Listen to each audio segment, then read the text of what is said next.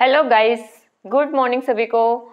जैसा कि आपको पता है, हम हमारे टॉपिक की शुरुआत मोटिवेशनल कोट के साथ करते हैं। उसी तरीके से आज हम हमारे टॉपिक की शुरुआत मोटिवेशनल कोट के साथ नहीं करके सीधे ही हम टॉपिक की बात करेंगे कि हम कौन सा टॉपिक पढ़ रहे थे और उसके आगे हम कौन सा पढ़ने वाले हैं। तो पिछली क्लास में हम लोगों ने पढ़ा था इकोसिस्टम के बारे में। पहला वीडियो जो था इकोसिस्टम की जब शुरुआत हुई थी तो उसमें बेसिक पढ़ा था। फिर उससे के आगे वाले वीडियो में हमने देखा था कि इकोसिस्टम के कौन कौन से प्रकार होते हैं, और फिर मैंने आपको उसी वीडियो में बताया था कि पाइतंत्र के 4 कार्य होते हैं, जिसमें पहला मैंने बताया था आपको उत्पादकता, प्रोडक्टिविटी, और सेकंड मैंने आपको बताया था अपघटन मतलब डिकम्पोजिशन, तीसरा बताया था पोषण चक्र यानी कि न्यूट्रिशन साइकिल, और चौथा ऊर्जा प्रवाह यानी कि एनर्जी फ्लो। तो उन्हीं 4 कार्यों में से पहला कार्य प्रोडक्टिविटी की आज के इस वीडियो में हम लोग बात करेंगे। तो प्रोडक्टिविटी को हम मेनली 3 भागों में डिवाइड करते हैं। इसमें पहला है उत्पादकता, या उसी को हम प्राथमिक उत्पादन बोल सकते हैं, या उसी को हम लोग सकल प्राथमिक उत्पादन यानी कि ग्रॉस प्राइमरी प्रोडक्टिविटी जीपीपी बोलते हैं। फिर दूसरा हम देखेंगे नेट प्राथमिक उत्पादन यानी कि नेट प्राइमरी प्रोडक्टिविटी एनपीपी की बात करेंगे, और फिर आगे आ जाएगा हमारा द्वितीयक उत्पादकता यानी कि सेकेंडरी प्रोडक्टिविटी। तो हम इसे स्टेप बाय स्टेप देखेंगे कि इसमें क्या होता है। तो सबसे पहले हम लोग बात कर रहे हैं सकल प्राथमिक उत्पादन या फिर प्राथमिक उत्पादन, या फिर हम प्रोडक्टिविटी की बात करेंगे। तो जैसा कि प्रोडक्टिविटी उत्पादकता से मतलब आपको समझ में आ रहा होगा, किसी चीज का उत्पादन, जैसे फैक्ट्री में क्या होता है, बहुत सारी चीजों का प्रोडक्शन होता है, उत्पादन होता है, तो उसी से रिलेटेड है ये। क्योंकि प्रोडक्टिविटी हम कहीं पे भी पढ़ ले, उसका मतलब होता है कार्य संपन्न होने से या फिर कुछ फॉर्मेशन होने से होता है। तो यहाँ पर क्योंकि हम इकोलॉजी पढ़ रहे हैं, हम पारिस्थितिकी पढ़ रहे हैं, तो पारिस्थितिकी में हम पर्यावरण के बारे में पढ़ते हैं, और पर्यावरण में हम किसके बारे में पढ़ते हैं, जैविक और अजैविक घटक के बारे में पढ़ते हैं। और फिर उसमें सबसे पहले हम क्या पढ़ते हैं, प्रोड्यूसर्स पढ़ते हैं, उत्पादक पढ़ते हैं। क्योंकि पर्यावरण में ऊर्जा का स्रोत सूर्य होता है, और सबसे पहले सौर ऊर्जा या फिर प्रकाशीय ऊर्जा का प्रवेश कहां से होता है, पौधों के माध्यम से होता है। तो ये जो प्रोडक्टिविटी का सीधा संबंध है सकल प्राथमिक उत्पादन का, ये पौधों के प्रकाश संश्लेषण की दर से है। तो अब आपको समझ में आ जाएगा सकल प्राथमिक उत्पादन क्या होता है। तो फ्रेंड्स, सकल प्राथमिक उत्पादन में हम क्या लेते हैं कि कोई भी एक फिक्स एरिया डिसाइड कर लेते हैं कि इस एरिया के हम क्या करेंगे, प्रोडक्शन को शामिल करेंगे, और एक निश्चित समयावधि ले लेते हैं। एक निश्चित समयावधि लेना जरूरी है, क्योंकि हमें ये तो तय करना पड़ेगा ना कि भाई हमें कितने समय में कितनी प्रोडक्टिविटी मिली है। जैसा कि हम पढ़ते हैं ना, तो हम ऐसा तो डिसाइड करते हैं ना कि मुझे इतने समय में इतना टॉपिक पढ़ना है। तो जब हम प्रोडक्टिविटी की बात करते हैं, तो प्रोडक्टिविटी में भी हम किसी निश्चित एरिया में निश्चित समय की बात करते हैं, और उस निश्चित समय में उस निश्चित क्षेत्र में कितना प्रोडक्शन हो रहा है, उसी को हम लोग क्या बोलते हैं, सकल प्राथमिक उत्पादन बोलते हैं। तो इसको अगर हम परिभाषित करेंगे तो हम ये बोल देंगे कि प्रति इकाई क्षेत्र में, प्रति इकाई एरिया में, प्रति इकाई क्षेत्र में, प्रति इकाई समय में जितना भी पौधे प्रकाश संश्लेषण के द्वारा उत्पादित कर रहे हैं कार्बनिक पदार्थ, उसको हम क्या बोल देंगे, सकल प्राथमिक उत्पादन बोल देंगे, जीपीपी बोल देंगे। तो यहाँ पर आपको इसकी इकाई से समझ में आ जाएगा। अब ऊर्जा को जनरली हम लेते हैं कैलोरी या फिर किलो कैलोरी के अंदर, तो उसकी हम यूनिट कैसे बनाएंगे ये मैं आपको परिभाषा लिखने के बाद बताऊंगी। तो इसकी परिभाषा हम इस प्रकार से लिख सकते हैं कि किसी नहीं लिखेंगे, यहाँ पर लिखेंगे प्रति इकाई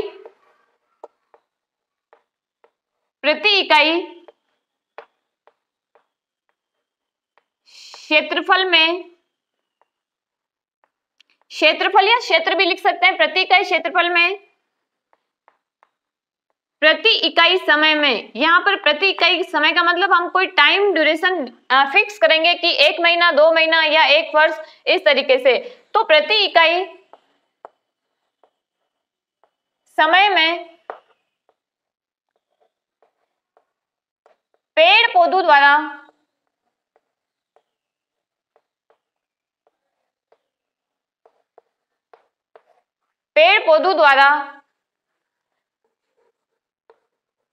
प्रकाश संश्लेषण की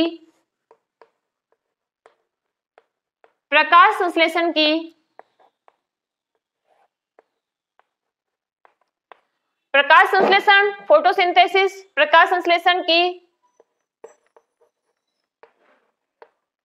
क्रिया कर कार्बनिक पदार्थों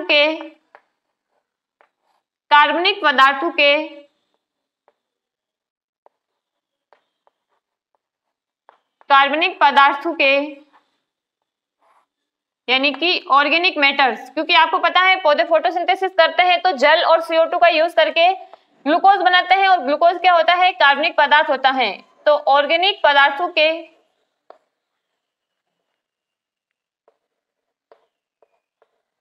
निर्माण की कुल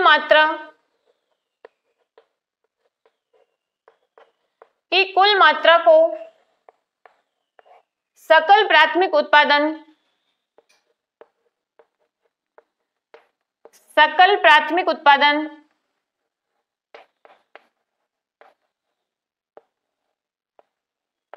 यानी कि ग्रॉस प्राइमरी प्रोडक्टिविटी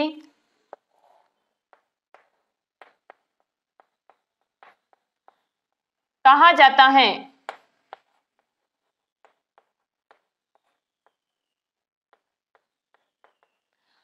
यहां पर प्रकाश संश्लेषण मैंने आपको पहले भी बताया था, मैं वापस से बता देती हूँ। फोटोसिंथेसिस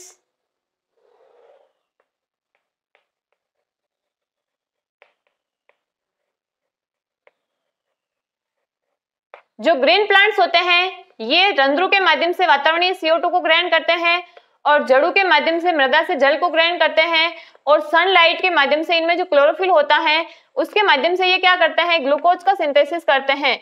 तो प्रति इकाई समय में जो भी कार्बनिक पदार्थ का फॉर्मेशन होगा उसको हम लोग क्या बोलते हैं? सकल प्राथमिक उत्पादन बोलते हैं। तो इसकी यूनिट की यदि हम बात करते हैं तो यहाँ पर आपको अच्छे से समझ में आ जाएगा, क्योंकि बहुत बार बच्चों को समझ में नहीं आती है। कभी ग्राम के अंदर मात्रा दी हुई होती है, कभी किलो कैलोरी में दी हुई होती है, तो हम प्रोडक्टिविटी का मापन किस में कर रहे हैं उसमें डिपेंड करता है। तो यहाँ पर हम ऊर्जा को किलो कैलोरी में ले लेंगे, तो किलो कैलोरी।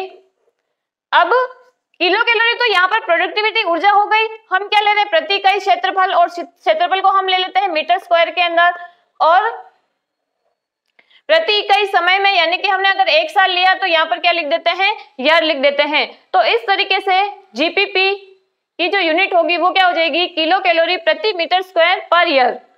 तो आई थिंक आपको समझ में आ गई होगी। अब नेक्स्ट बात करते हैं हम लोग नेट प्राथमिक उत्पादन या फिर नेट प्राइमरी प्रोडक्टिविटी।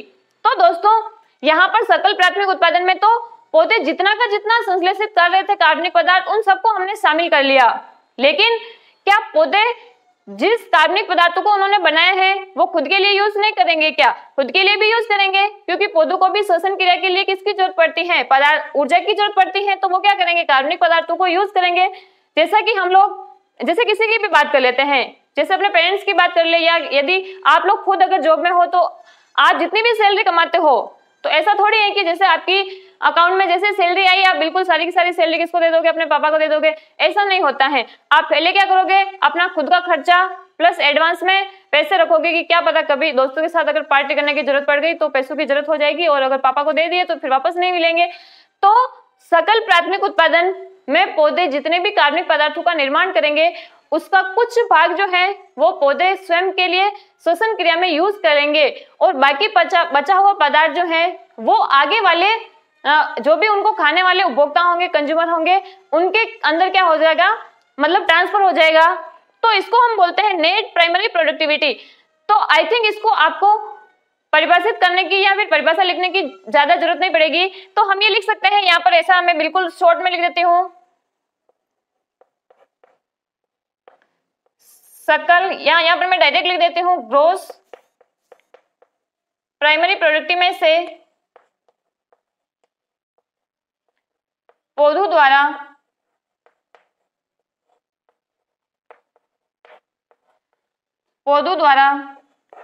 की गई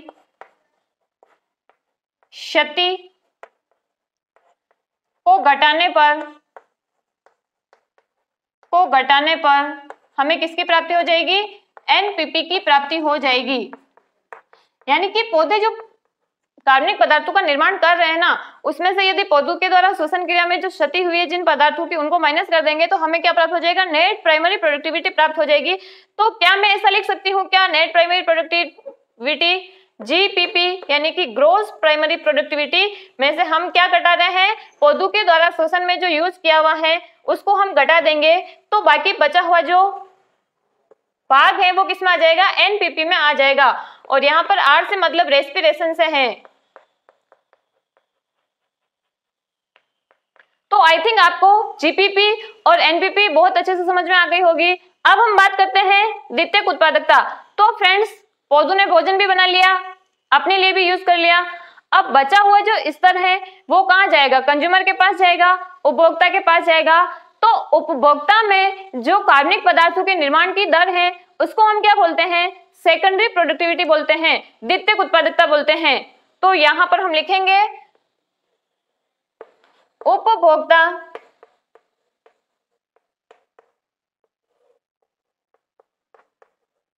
स्तर पर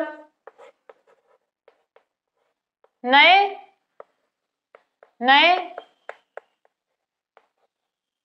कार्बनिक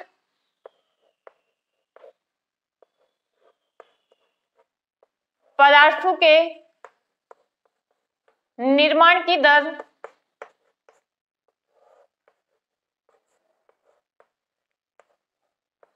और ये क्या कहलाती है, सेकेंडरी प्रोडक्टिविटी कहलाती है, द्वितीयक उत्पादकता कहलाती है। तो मैंने पूरा प्रयास किया कि आपको ये प्रोडक्टिविटी के जितने भी टाइप है वो अच्छे से समझ में आ जाए। तो आई होप आपको समझ में आया होगा। अब यदि हम इसकी पूरी बात करें तो सिंपल सा ये है कि इसमें क्या होता है, पौधे जितना भी निर्माण कर रहे हैं वो सारा का सारा हो जाएगा। और यदि हम इसमें बात करते हैं तो पौधे जो श्वसन क्रिया में यूज करेंगे उसको माइनस कर देंगे, तो ये क्या हो जाएगा, नेट प्राइमरी प्रोडक्टिविटी आ जाएगी। और बचा हुआ जो पदार्थ है जब वो उपभोक्ता में आ जाएगा तो उसको हम लोग क्या बोल देंगे, सेकेंडरी प्रोडक्टिविटी बोल देंगे, द्वितीयक उत्पादकता बोल देंगे। तो आज की क्लास को हम लोग यहीं पर समाप्त करेंगे। आई होप आपको समझ में आया होगा। Thank you friends, thank you very much.